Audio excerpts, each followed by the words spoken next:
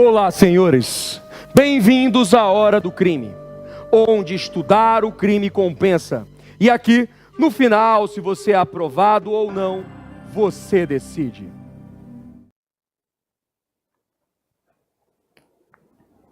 Olá, senhores, a iminência da chegada da prova da ordem do exame 28. Iremos fazer algumas questões de direito penal e processo penal para a tua preparação na hora do crime. Sem mais delongas, meu amigo, vamos para as questões. A hora do crime. Questão 1. Thales, desempregado, decide utilizar seu conhecimento de engenharia para fabricar uma arma, olha, já falando de arma, uma máquina destinada à falsificação de moedas. Ao mesmo tempo, pega uma moeda de R$3 e com um colega também envolvido com falsificações, tenta colocá-lo em livre circulação para provar o sucesso da empreitada. Ocorre que aquele que recebe a moeda percebe a falsidade rapidamente, em razão do valor suspeito, e decide chamar a polícia, que apreende a moeda e o maquinário já fabricado. Apreende a moeda e o maquinário já fabricado. Thales é indiciado pela prática de crime e já na delegacia liga para você, na condição de advogado, para esclarecimento sobre a tipicidade de sua conduta. Considerando as informações narradas em conversa sigilosa com seu cliente, você deverá esclarecer que a conduta de Thales... Meus amigos, agora, para esclarecer, você está perguntando qual é o crime que Thales cometeu. Rapidamente temos um esquema para sanar todas as suas dúvidas. Se o maquinário for destinado para falsificação, será o crime que coloquei na tela. Vamos aí para a tela? O crime do artigo 291, que é a fabricação de maquinário com a finalidade de falsificação de moeda. Se o agente falsificar a moeda, o seu crime será o crime do artigo 289 do Código Penal. Porém, se o agente introduzir a moeda falsa em circulação, mesmo sem ter falsificado, responderá também pelo crime de moeda falsa, da forma equiparada do parágrafo 1º do artigo 289 do Código Penal.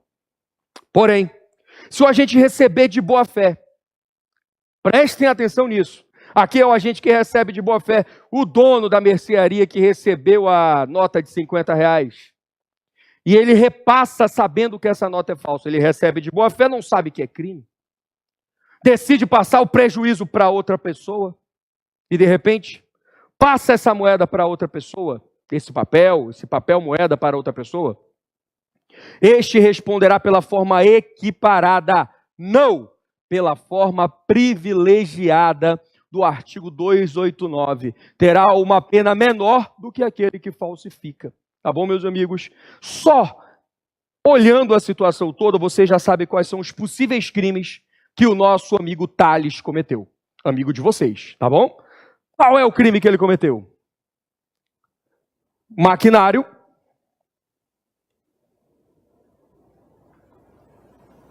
O maquinário. Crime consumado. Artigo 291 do Código Penal. Ah, professor, e ele falsificou uma moeda. Falsificou uma moeda de R$3. Agora voltamos à observação.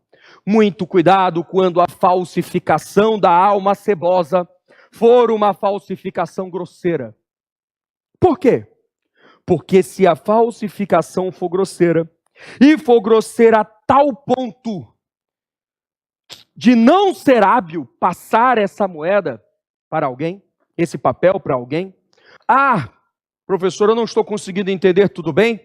Imagine só que meu amigo Marcos, na sua incrível ideia de querer curtir numa casa de diversão masculina, está sem dinheiro e resolve, a entrada é R$22,50. E ele resolve criar uma cédula de R$22,50. Existe isso? Você trabalhando na entrada deste puteiro, na entrada desta casa, você aceitaria uma cédula de R$2,50? Completamente não hábil de produzir qualquer tipo de resultado. Uma cédula de R$22,50 não engana ninguém. Se não for hábil para produzir qualquer resultado, essa falsificação, o crime será nenhum. será um fato atípico, que foi o que ocorreu no nosso caso. Quando Tales falsificou apenas não, uma moeda de R$3. Falsificação grosseira, não hábil de produzir qualquer resultado da falsificação. Professor, e se a falsificação for grosseira, porém hábil de produzir? Um exemplo, o homem que copiava. Cédulas de 50, de 10, de 20, mas em papel normal, na impressora dele. Tem como enganar alguém? Tem. A pessoa está no momento da pressa ali, pega os R$50 achando que é verdadeiro, amassa, engana a pessoa, fala alguma coisa, e ela recebe. Qual será o crime praticado? Em tese, será o crime de estelionato. Estelionato.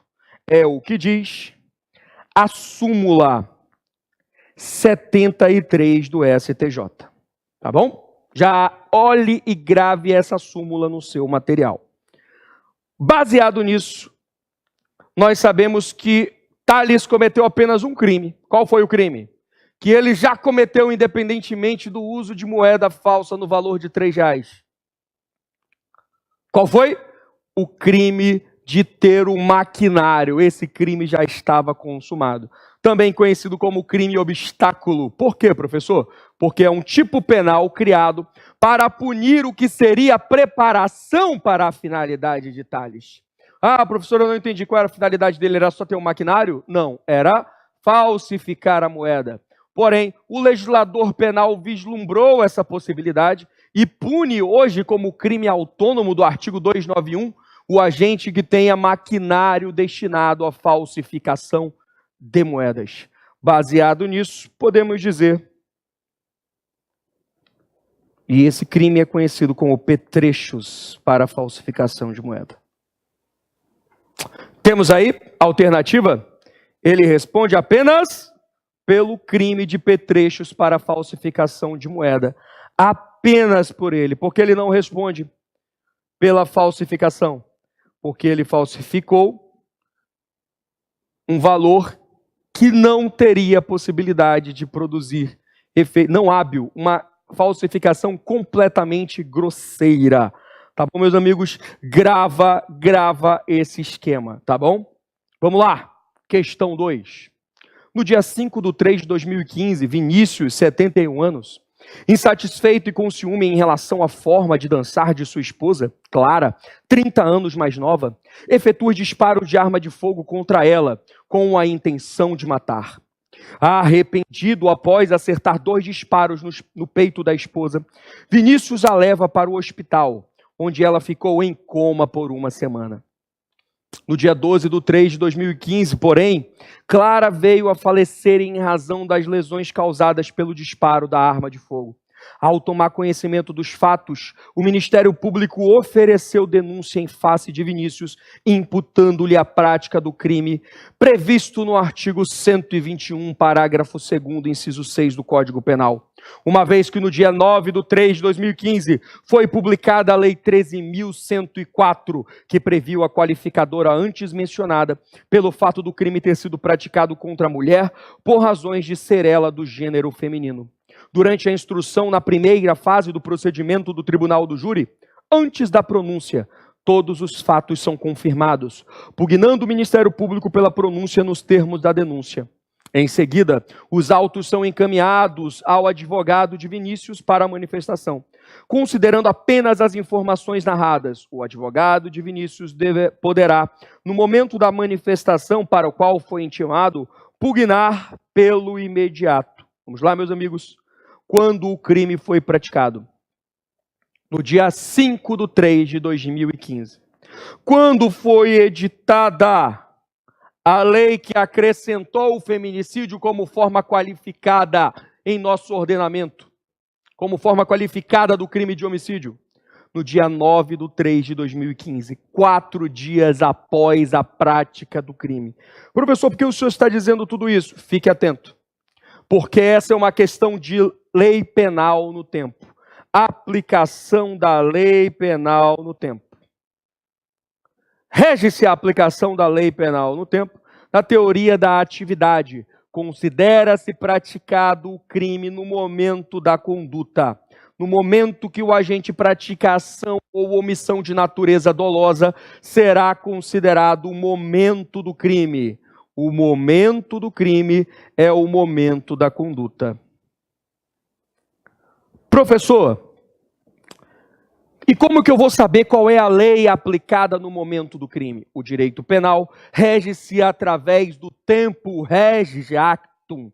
Ah, professor, o que significa isso? Será aplicada a lei do momento do ato.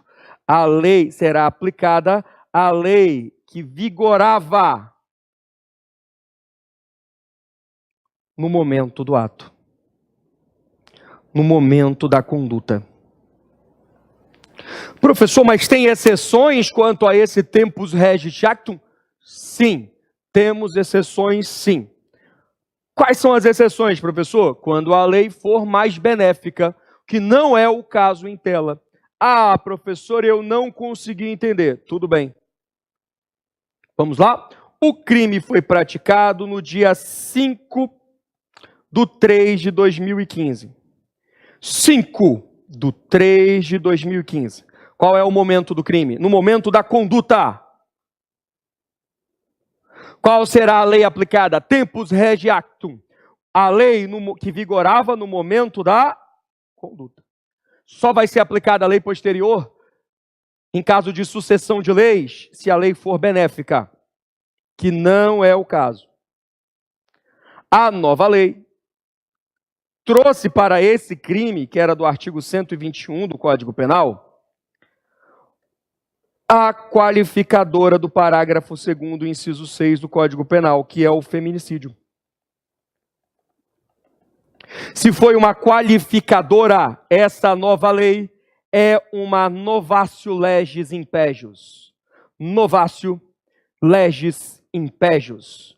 O que significa isso, professor? O que significa isso, professor? Significa que essa lei prejudicou a situação do réu. Porém, contudo, todavia, no entanto, essa lei só é aplicada para casos a partir do seu vigor, a partir da sua vigência. Tá bom, meus amigos? A partir da sua vigência. Ela não retroage por ser gravosa. Então, o que deveria o advogado pleitear é que essa qualificadora seja afastada. Olha aí, afastamento da qualificadora de homicídio. Não será arrependimento eficaz, porque não foi eficaz, ela morreu.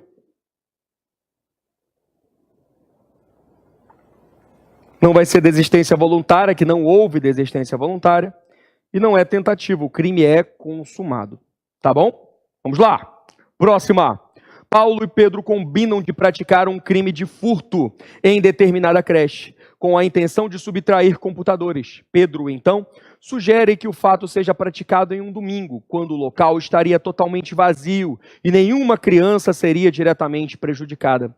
No momento da empreitada delitiva, Pedro auxilia Paulo a entrar por uma janela lateral e depois entra pela porta dos fundos da unidade. Já no interior do local, eles verificam que a creche estava cheia, em razão de comemoração do Dia das Mães. Então Pedro pega um laptop e sai de imediato pela porta dos fundos, mas Paulo, que estava armado sem que Pedro soubesse, anuncia o assalto e subtrai bens e joias das crianças, pais e funcionários.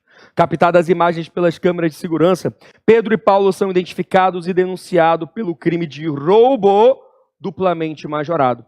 Duplamente majorado pelo quê, professor? Pelo concurso de pessoas e pelo uso de arma de fogo. Professor, tem alguma coisa estranha? Temos. Os dois estão respondendo pelo mesmo crime? Pedro e Paulo estavam em concurso de agentes. Como se verifica que Pedro e Paulo estavam em concurso de agentes? eles eram mais de um. Tinha pluralidade de agentes. Só muito lógico, calma. E eles tinham liame subjetivo. Liame subjetivo. O acordo prévio de vontades. O acordo prévio de vontades. Se tinham esses dois quesitos, os dois estavam em concurso de pessoas ou concurso de agentes. Logo, em regra, responderiam sim pelo mesmo crime, em razão da teoria monista ou unitária da ação, prevista no artigo 29 caput do Código Penal.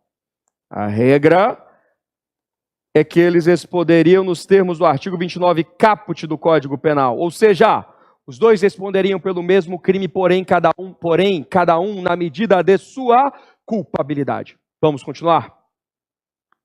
Isso seria a regra. Porém, vocês verificam que Pedro pega o laptop e sai. E que Pedro não sabia que Paulo estava armado. Nem sabia que Paulo pretendia continuar na empreitada delitiva modificando o seu tipo penal. Professor, eu não entendi. Vamos devagar? Através da teoria da cooperação dolosamente distinta. Que teoria é essa, professor? A teoria que diz que responde apenas pelo fato que está na sua esfera de vontade e conhecimento. No caso de concurso de agentes, no caso de concurso de agentes,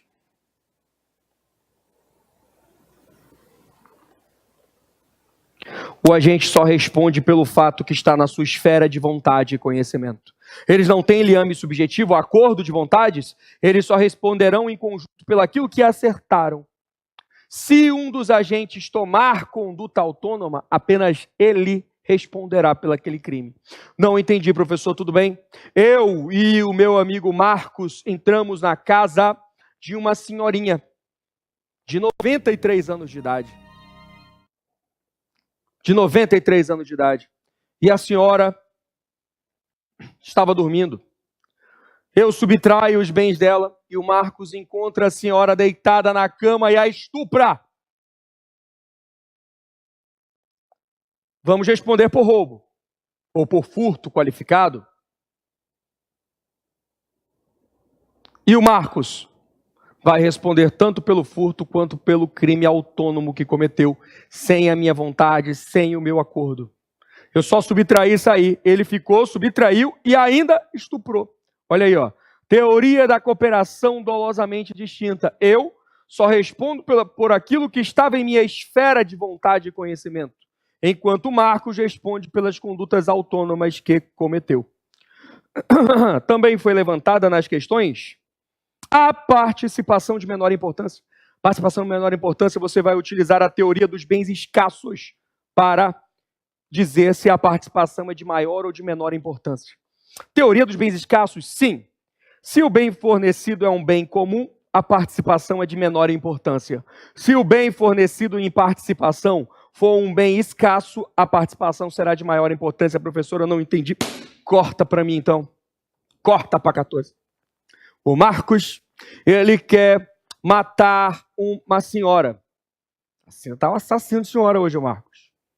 A noite é assim com ele. E ele empresta de mim uma faca de cozinha. Uma faca de cozinha é um bem comum que qualquer pessoa pode obter?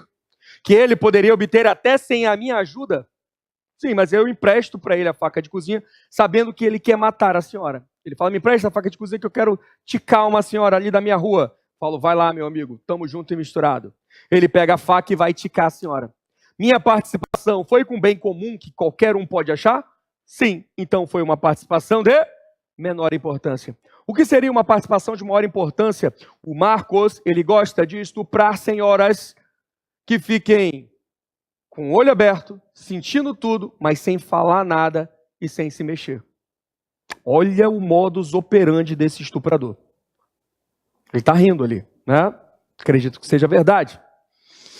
Daqui a pouco vamos estudar o Marcos também. Já é uma aula de criminologia.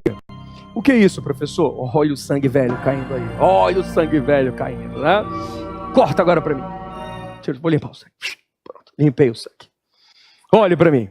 O Marcos pede de mim, para a sua empreitada criminosa, um veneno raro de uma rã africana, que paralisa a vítima, enquanto ela mantém toda a sua consciência e sentido, ela só não consegue se mexer.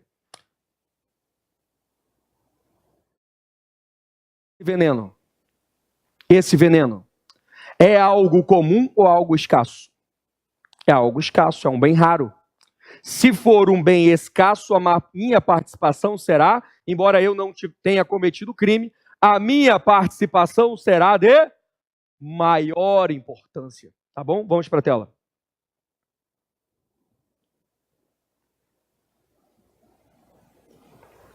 Vamos lá? O que ocorreu? Participação de menor importância ou cooperação dolosamente distinta na questão? Cooperação dolosamente distinta. E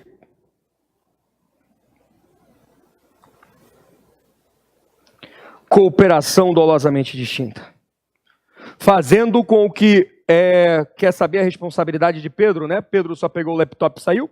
Então foi cooperação dolosamente distinta, gerando a aplicação da pena do crime menos grave, que no caso aqui seria apenas o crime de furto. Fácil. Leonardo, nascido em 20/3/76, estava em dificuldade financeira em razão de gastos contínuos com entorpecentes. Entorpecente, falou de entorpecente. Cadê a fumaceira? Falou de entorpecente. Falou de entorpecente, olha a fumaceira. Olha a fumaceira do entorpecente. Meu Deus do céu, né? Olha a fumaceira do entorpecente. Espera aí. Deixa eu limpar isso aqui. Vamos tirar. Entorpecente. Para consumo. Assim, em 5/7/2018, subtraiu em comunhão de ações e desígnios com João, nascido em 1/1/1970, o aparelho de telefonia celular de seu pai Gustavo, nascido em 5/11/1957. Lá, várias informações já foram ditas aqui. O nascimento de Leonardo no momento do crime. Leonardo, o nascimento de João. Quem era Leonardo? Leonardo era o filho de Gustavo. Então, Gustavo era pai de Leonardo. E João, que era maior também na data do crime. João era o terceiro envolvido. Não tinha nada a ver com a situação, não era pai dele. Gustavo era maior de 60 anos na data do crime. Vamos continuar. Tendo João conhecimento do que Gustavo era genitor do comparsa. Após a descoberta dos fatos, Gustavo compareceu em sede policial, narrou o ocorrido e indicou os autores do fato que vieram a ser denunciados pelo crime de furto qualificado pelo concurso de agentes. No momento da sentença, confirmados os fatos, o juiz reconheceu a causa de isenção de pena em relação aos denunciados, considerando a condição de a vítima ser pai de um dos autores do fato. Inconformado com o teor da sentença, Gustavo, na condição de assistente de acusação habilitado, demonstrou seu interesse em recorrer. Com base apenas nas informações expostas, o advogado de Gustavo deverá esclarecer que, amigos, para entender essa questão, você precisaria ter conhecimento das escusas absolutórias relativas e quando não se aplicam as escusas. Primeiramente, as escusas, nós estamos falando de crime contra o patrimônio. Crime contra o patrimônio.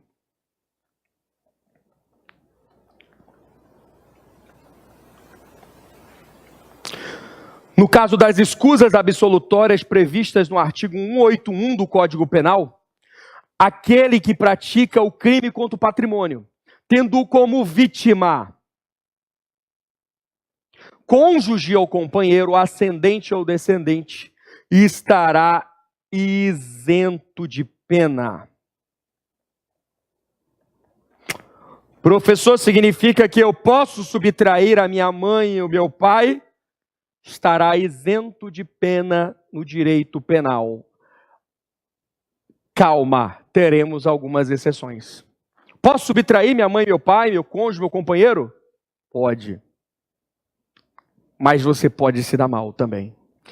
Professor, por que existem essas escusas absolutórias? Para permitir que alguém fique roubando o pai, subtraindo o pai e a mãe? Não, meus amigos, o legislador, nesse caso, ele quis proteger a família, os laços familiares. Temos também as escusas relativas, onde quem pratica o crime contra o patrimônio, tendo como vítima o ex, o irmão ou a irmã, o tio ou sobrinho, desde que haja coabitação, que morem juntos. Nesse caso, o crime apenas se procederá mediante ação penal pública condicionada à representação. E isso significa o quê, professor? Significa que, nesse caso, a ação penal só vai iniciar se a vítima ou seu representante legal for representar perante o delegado, juiz ou membro do Ministério Público. Salvo isso, não pode iniciar nem inquérito policial e nem ação penal, desde que ele ainda represente no prazo de 6 meses a contar do conhecimento da autoria delitiva. E se ele não fizer isso, decaiu o direito, nada mais pode o Estado fazer, porque ocorreu extinção da punibilidade. Querendo ou não, olha só o benefício que é dado à alma cebosa que pratica o crime contra ex-irmão, tio, sobrinho que tem a coabitação. Mas fique ligado numa situação. Não se aplicam as escusas se a vítima tem idade maior de 60 anos. Se o crime foi cometido com violência ou grave ameaça à pessoa, e não se aplica as escusas ao terceiro envolvido. Volta para a questão. Volta para a questão e olha para cá. Olha para cá. A vítima tinha quantos anos? Era maior de 60 anos. Não se aplicam as escusas. E o terceiro envolvido, que era Joãozinho. Joãozinho, que foi chamado por Leonardo para subtrair do pai deste.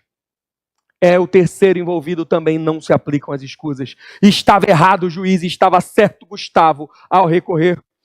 Errado o juiz, porque não deveriam aplicar a escusa a essas duas almas cebosas. Corta para 14, vamos lá.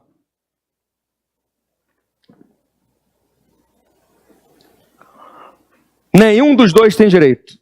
Nenhum dos dois denunciados faz jus à causa de isenção de pena da escusa absolutória, devendo confirmada a autoria, ambos serem condenados e aplicada a pena. A alternativa correta, letra B.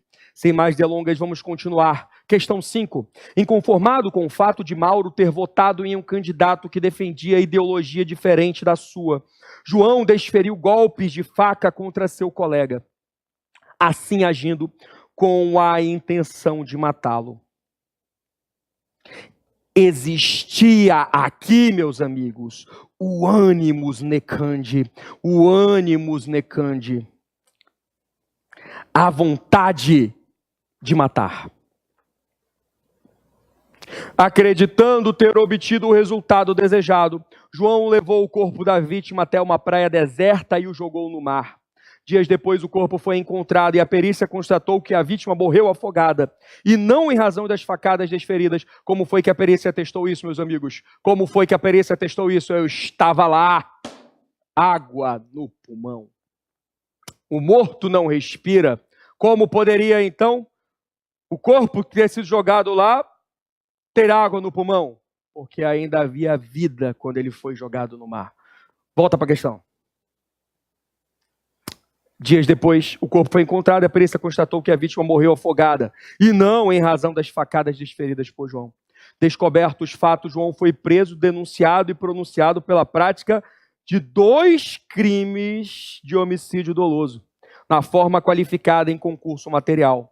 Ao apresentar recurso contra a decisão de pronúncia, você, advogado de João, sob o ponto de vista técnico, deverá alegar que ele somente poderia ser responsabilizado. Corta para 14. Está errado o advogado que acha que defender bandido, ele vira bandido também. Acha que o cliente sempre sairá livre? Muitas vezes, e na maioria delas, o advogado é chamado apenas para fazer valer o direito do réu. Ele matou? Matou. Mas tem que responder por 2 crimes de homicídio? Não, meus amigos. Tem que responder apenas pelo crime de homicídio que ele cometeu. Vai ser responsabilizado? Vai. Será responsabilizado segundo a lei dos homens? Sim, mas de forma correta. Vamos aqui para a tela? Porque vocês precisam ter conhecimento do que é o dolo geral, ou dolo por erro sucessivo, ou aberratio causa. Quando o agente ele quer praticar o crime, ele quer. Mas ele alcança o resultado por meio de conduta diversa àquela que ele queria. Não entendi. No caso concreto, nesse caso, Mauro não queria matar? Queria. Mas ele queria matar como? Com facadas a vítima. Mas a vítima morreu como? Afogada. Ele alcançou o resultado que ele queria, só que com conduta diversa daquela que ele praticou. Nesse caso, independentemente, o agente responderá pelo crime doloso através do dolo geral. Tinha-se uma ideia que o agente responderia por tentativa de homicídio, homicídio culposo, mas não. O agente responderá desde o começo pela vontade que queria. Ele responderá pelo dolo geral. Então ele responderá pelo crime de homicídio doloso consumado, independentemente que a vítima tenha falecido por conduta diversa da por ele praticada. Professor, mas eu vejo outra coisa aí. Tudo bem, vamos lá? Vou te mostrar outra coisa então. Matar alguém porque alguém tem ideologia diferente da sua, isso é um motivo torpe. Pronto. Então o homicídio foi qualificado por motivo torpe. Homicídio doloso, apenas por um crime. Homicídio doloso qualificado consumado. Alternativa correta D. A diferença básica entre o crime torpe e o motivo fútil. As duas são qualificadoras. As duas são qualificadoras previstas no artigo 121, parágrafo 2º, inciso 1, nesse caso, do Código Penal, é claro. E aqui embaixo o artigo 121, parágrafo 2º, inciso 2, do Código Penal, é claro. A diferença é que o motivo fútil ele é um motivo desproporcional. Sempre haverá uma ação e uma reação desproporcional.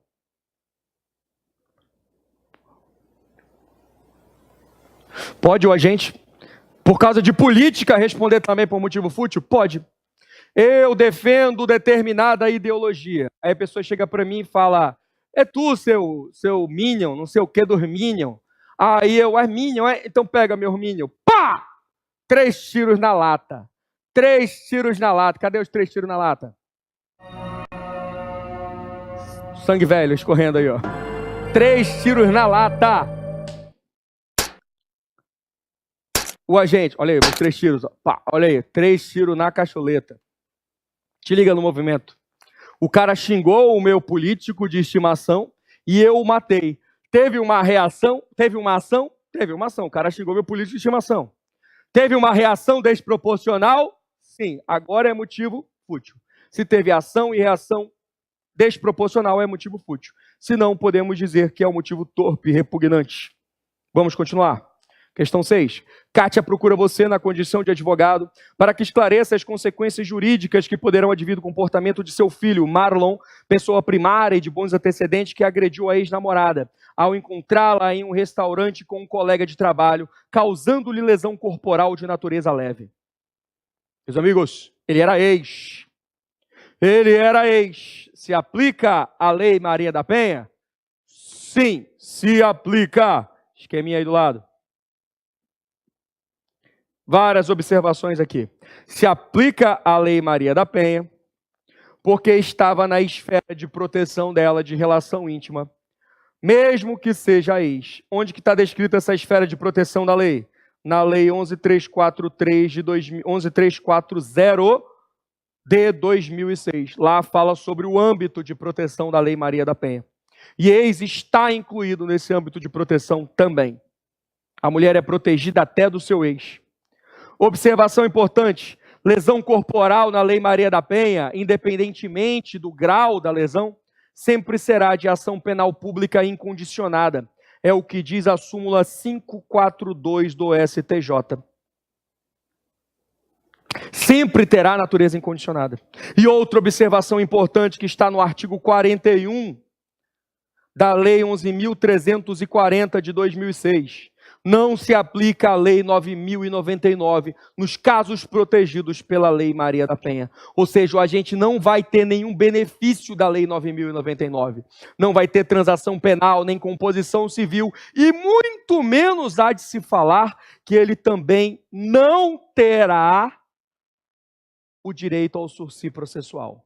Sursi processual. Volta. O início da ação penal depende de representação da vítima? Bora, foi lesão que teve? Ele não agrediu? Lesão corporal de natureza leve, independentemente do grau de extensão, será pública e incondicionada, então não precisa de representação. B, no caso de condenação em razão de Marlon ser primário de bons antecedentes, poderá a pena privativa de liberdade ser substituída por restritiva de direito? Também não pode.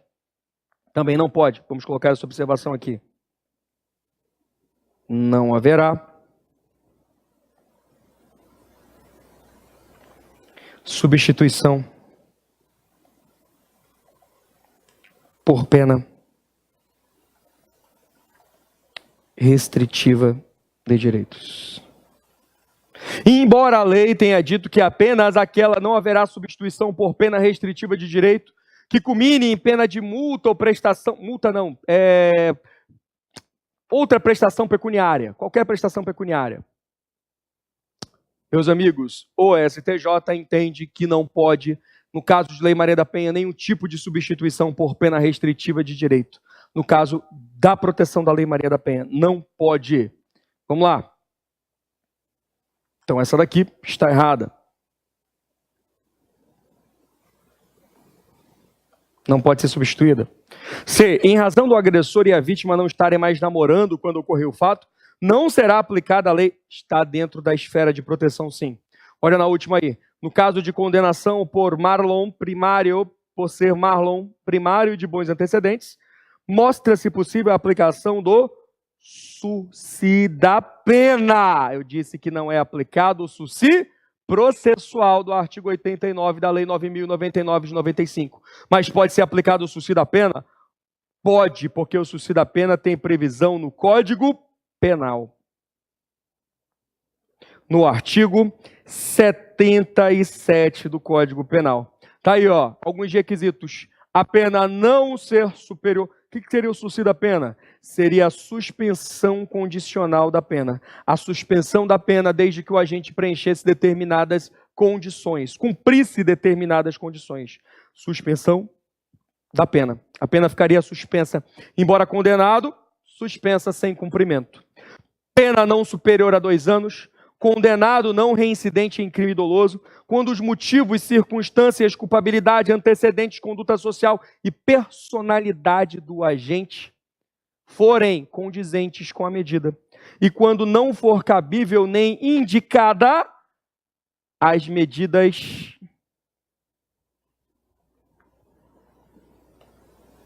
as penas restritivas de direito do artigo 44. Restritivas de direitos. Ou seja, meus amigos, embora não seja aplicado o sursi processual nos casos protegidos pela Lei Maria da Penha, é aplicado sim o sursi da pena, desde que o agente preencha os requisitos dispostos no artigo 77 do Código Penal. Olha então a alma cebosa aí, né?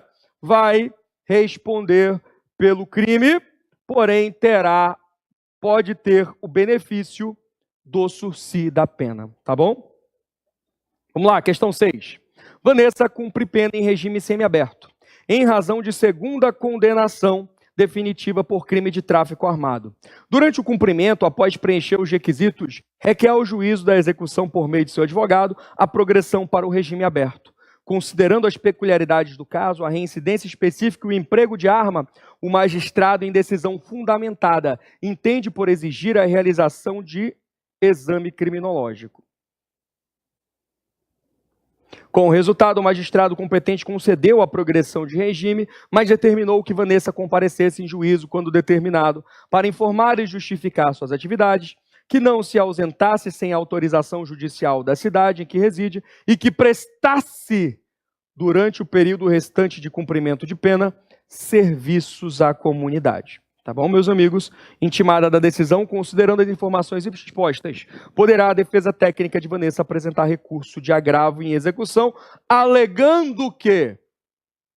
Olha o esquema. Primeiramente, o que é o exame criminológico, professor? O exame criminológico ele não é condição essencial para alguém conseguir a progressão de regime. Porém, se necessário, o juiz pode requerer o exame criminológico em decisão fundamentada e motivada. Teve isso lá no caso? Teve. Súmula 439 do STJ. Teve isso, foi fundamentada. O exame criminológico tem previsão no artigo 8º da LEP. Ele é aquele exame mais aprofundado quanto às características psicológicas do agente. Se o agente ele é agressivo, se ele tem potencialidade para praticar outros crimes. Olha aí, esse exame é um exame mais aprofundado na raiz da natureza delitiva do agente. Uma informação muito importante, meus amigos, para a progressão de regime aberto, é possível sim a aplicação de outras medidas. A pessoa estava saindo do semi para o aberto. Podem ter medidas não previstas em lei? Podem. Mas informação importantíssima. Estou no semi, né? Estou no semi aberto. Estou ali no semi, tranquilo. Aí, repassei o tempo, cumpri o requisito objetivo para minha progressão de regime. Pode o juiz ali, fundamentadamente, pedir o exame criminológico? Podia, pode, tranquilo, né? Diz que seja fundamentado. E ele pode botar para eu passar para o regime aberto. Condições não previstas em lei? Pode, redação do artigo 119. O que ele não pode é se essas condições forem classificadas como penas restritivas de direito, não poderão existir. Professor, não estou conseguindo entender. Pena restritiva de direito, você vai do 44 para baixo, ali no Código Penal, você vai ver as penas restritivas de direito.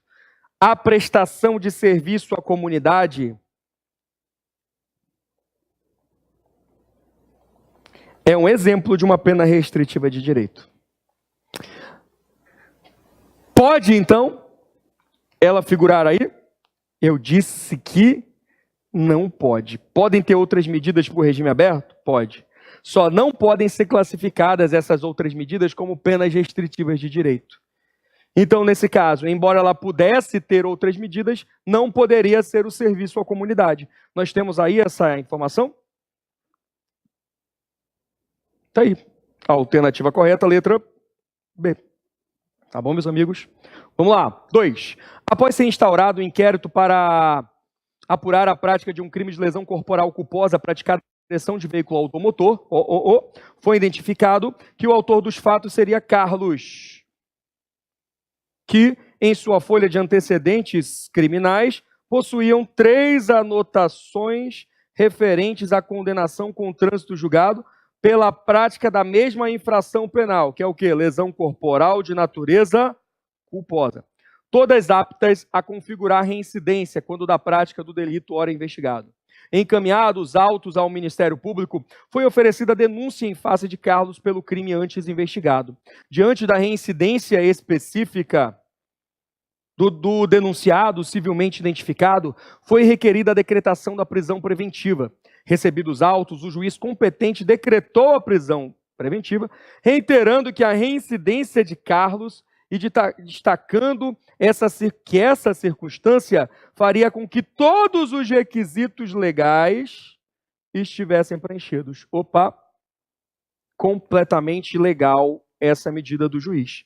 Completamente legal e muito cuidado. Quando vocês estiverem na frente de uma prisão preventiva, se faltar requisito, Se faltar requisito... Ah, professor, não sabia disso, eu achei que prisão preventiva era sempre revogação. Olha a lei do engano e a hora do crime para salvar a sua vida. Volta para a tela. Se a prisão preventiva faltar requisito, cabe a revogação da prisão preventiva com base no artigo 316 do Código de Processo Penal. Faltar requisito. Quais são esses requisitos? Do artigo 312, artigo 313, tá bom? Porém, se a fundamentação da prisão estiver ilegal ou existir outra ilegalidade, caberá relaxamento de prisão. É o que nós temos aqui. O relaxamento de prisão, porque a prisão é ilegal. Tá bom? Vamos para a questão 3. No âmbito de ação penal, foi proferida sentença condenatória em desfavor de Bernardo, pela suposta prática do crime de uso de documento falso, sendo aplicada pena privativa de liberdade de 5 anos. Durante toda a instrução, o réu foi assistido pela Defensoria Pública e respondeu ao processo em liberdade. Ocorre que Bernardo não foi localizado para ser intimado, tendo o oficial de justiça certificado que compareceu em todos os endereços identificados. Diante disso, foi publicado o edital de intimação da sentença com prazo de 90 dias. Bernardo, ao tomar conhecimento da intimação, por edital, 89 dias após sua publicação, descobre que a Defensoria se manteve inerte, razão pela qual procura de imediato um advogado para defender seus interesses, assegurando ser inocente. E aí, meus amigos? Vamos lá. A intimação poderia ser por edital? Sim. Se o agente não tem defensor e não foi encontrado, poderia ser por edital. Artigo 392. Qual é o prazo do edital? Se a pena for igual ou superior a 1 ano, o prazo do edital será 90 dias. Se a pena for inferior a 1 ano, o prazo do edital será de 60 dias. Quando que começa a contagem do recurso? Do prazo do recurso ao final do prazo do edital. Então, no caso concreto ali, só começaria a contar os 5 dias, que é o prazo da apelação, após os 90 dias do edital. A apelação, com base no artigo 593 do CPP, tem prazo de 5 dias para ser interposta. Voltando aí para o caso. E aí, transcorreu o prazo para recurso? Não. Ele poderia e estava dentro do prazo. Olha aí. A, houve preclusão? Não. B, foi ultrapassado o prazo? Não. C, é possível a apresentação de recurso de apelação, pois o prazo de 5 dias para a interposição da apelação para o acusado ainda não transcorreu. Só começaria a contar o prazo após os 90 dias. Vamos continuar. 4. Após receber denúncia anônima por meio do Disque Denúncia de grave crime de estupro, com resultado morte que teria sido praticado por Lauro, 19 anos, na semana pretérita, a autoridade policial de imediato instaura inquérito policial para apurar a suposta prática delitiva. Lauro é chamado à delegacia e apresenta sua identidade recém-obtida. Em seguida, é realizada a sua identificação criminal, com colheita de digitais e fotografia. Em que pese não ter sido encontrado o cadáver até aquele momento das investigações, a autoridade policial, para resguardar a prova, pretende colher material sanguíneo do indiciado, Lauro, para fins de futuro confronto. Além de desejar realizar, com base nas declarações de uma testemunha presencial localizada, uma reprodução simulada dos fatos. No entanto, Lauro se recusa tanto a participar da reprodução simulada, quanto a permitir a colheita de seu material sanguíneo. É ainda realizado o reconhecimento de Lauro por uma testemunha após ser mostrada a fotografia dele, sem que lhe fossem colocadas imagens de outros indivíduos com características semelhantes. Gente, tem vários erros. Tem vários erros aqui, ó. Esse reconhecimento de fotografia sem colocar outras imagens ao lado está errada. Esse exame, essa identificação criminal do civilmente identificado está errada também.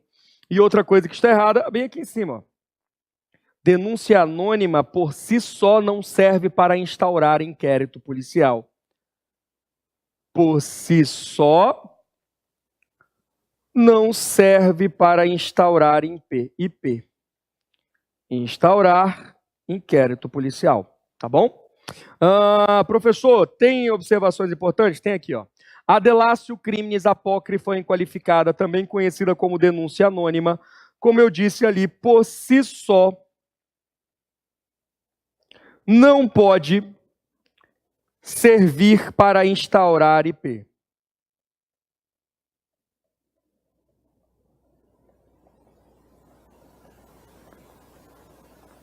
Por quê? Porque ela é anônima.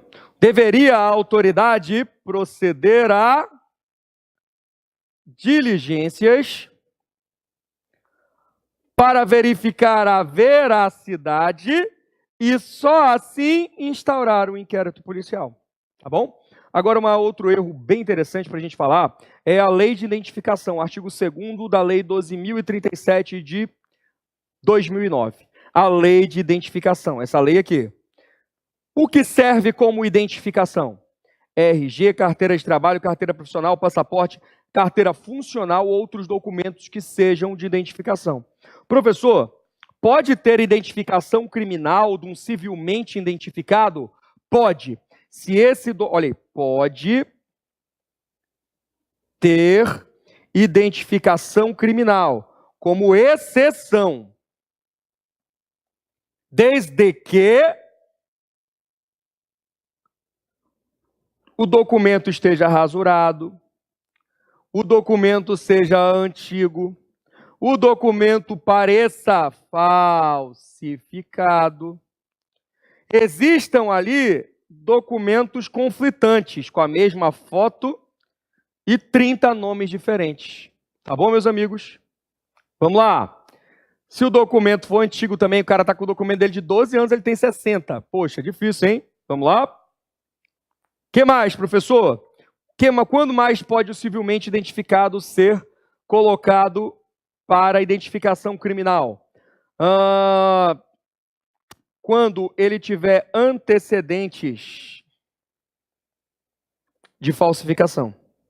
Pegaram o Leonardo DiCaprio no filme Prenda-me se for capaz. Ele tinha vários antecedentes de falsificação. Por via das dúvidas, vamos levá-lo para identificação criminal. Em outras circunstâncias que você também vai achar na lei 12.037 de 2009. Muito interessante a lei de identificação para qualquer prova, tá, meus amigos?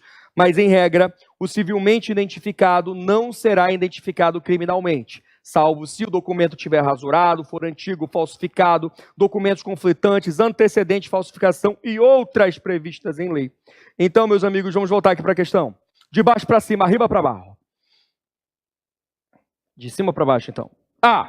O inquérito policial não poderia ser instaurado de imediato, com base em denúncia anônima isoladamente, sendo exigida a realização de diligências preliminares para confirmar as informações. Meus amigos,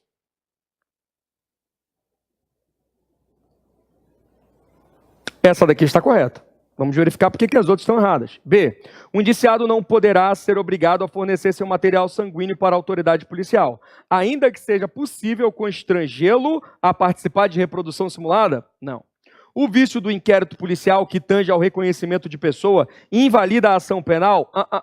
Erros procedimentais do inquérito policial não invalidam a ação penal. Dedidado, a autoridade policial, como regra, deverá identificar criminalmente? Não, nós já vimos que a identificação criminal, ela só existe para... Não pode, na verdade, ser empregada ao civilmente identificado, que era no caso em questão aí. 5. Flávio apresentou por meio de advogado queixa-crime em desfavor de Gabriel, vulgo Russinho, imputando-lhe a prática do crime de calúnia, pois Gabriel teria imputado falsamente a Flávio a prática de determinada contravenção penal. Opa, não era crime de calúnia. Não era calúnia. Se for contravenção penal, o crime aqui não é de calúnia. O crime é de... Calúnia, difamação. Começa por aí. Está errado o crime. Na inicial acusatória, assinada exclusivamente pelo advogado, consta como querelado apenas o primeiro nome de Gabriel, o apelido pelo qual é conhecido, suas características físicas e seu local de trabalho, tendo em vista que Flávio e sua defesa técnica não identificaram a completa qualificação do suposto autor do fato. A peça inaugural não indicou rol de testemunhas, até agora tudo bem, só teve erro quanto à tipificação, apenas acostando prova documental que confirmaria a existência do crime. Ademais, foi acostado ao processo... prova documental que confirmaria a existência do crime. Ademais, foi acostada no procedimento a procuração de Flávio em favor do seu advogado, na qual, te liga aí, consta apenas o nome completo de Flávio e seus dados qualificativos, além de poderes especiais para propor eventuais queixas-crimes. Tá errado aqui. Aqui é um erro que tem que ser sanado, tá, pessoal? O erro de tipificação é um erro que pode existir, mas esse erro aqui da procuração de poderes especiais não pode ocorrer. Tá aqui, meus amigos, a queixa-crime, que se procede mediante ação penal privada.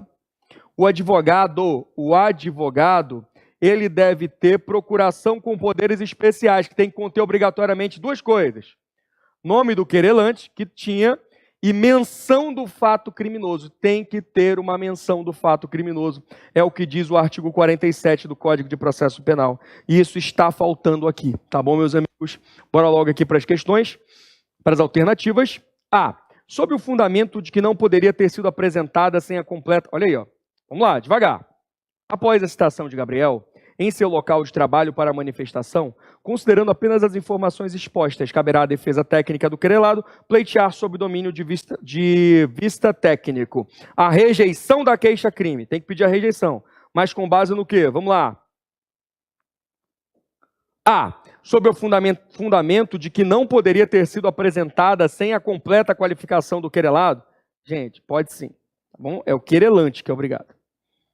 B. Porque apesar de fornecidos imprescindíveis poderes especiais, a síntese do fato criminoso não consta na procuração? Está aqui. Aqui é a resposta. Tem que ter a síntese do fato criminoso na procuração com poderes especiais. Vamos olhar aqui a de baixo para ver por que estão erradas. C. Porque a classificação do crime não foi adequada de acordo com os fatos narrados e a tipificação realizada vincula a autoridade judicial. Não, gente. A autoridade judicial não é vinculada a denúncia e nem a queixa, tá bom? Que é vinculado aos fatos, não à tipificação. Tendo em vista que não consta na inicial rol de testemunha. Pode ter, gente. Pode não ter rol de testemunha, não tem problema nenhum. A alternativa correta é realmente a letra B. Sem mais delongas, vamos para a nossa última questão. Paulo, ofendido em crime contra o patrimônio, apesar de sua excelente condição financeira, veio a descobrir após a identificação da autoria que o valor que o autor dos fatos adquiriu com proveitos da infração. Olha aí, ó. Com proventos da infração, determinado bem imóvel. Só aí você já sabe. Olha aí, ó. A diferença entre sequestro, arresto e hipoteca legal é aqui embaixo, tá? É arresto, sequestro e hipoteca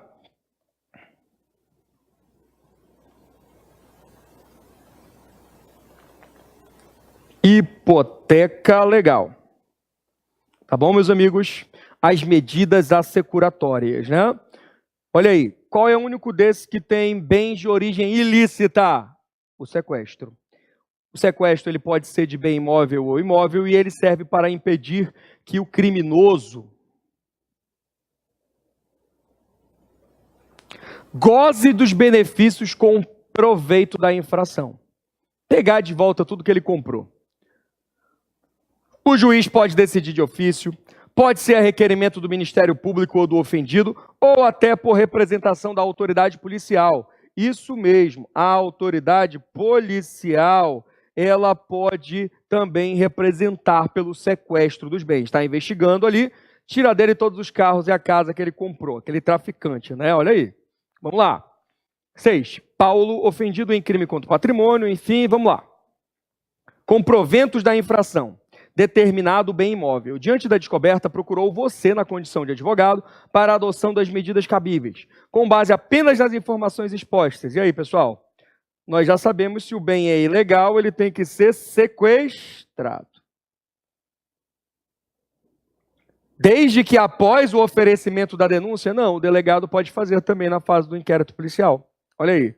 C. O sequestro, ainda que antes do oferecimento da denúncia, podendo a decisão, ou pode ser até antes, podendo a decisão judicial ser proferida a partir do requerimento do próprio ofendido. Tá aí, gente. Resposta corretíssima, letra C. Corta para 14. Meus amigos, hoje já é amanhã, né? Nem percebeu, né? Nem percebeu que já são um pouquinho mais de meia-noite. Hoje já é amanhã, você varou o dia estudando na hora do crime. Até o próximo episódio de A Hora do Crime, meus amigos, porque estudar o crime compensa. Valeu, pessoal! Cadê meus tiros? Pá, olha aí meus tiros, papai, né? Valeu, galera!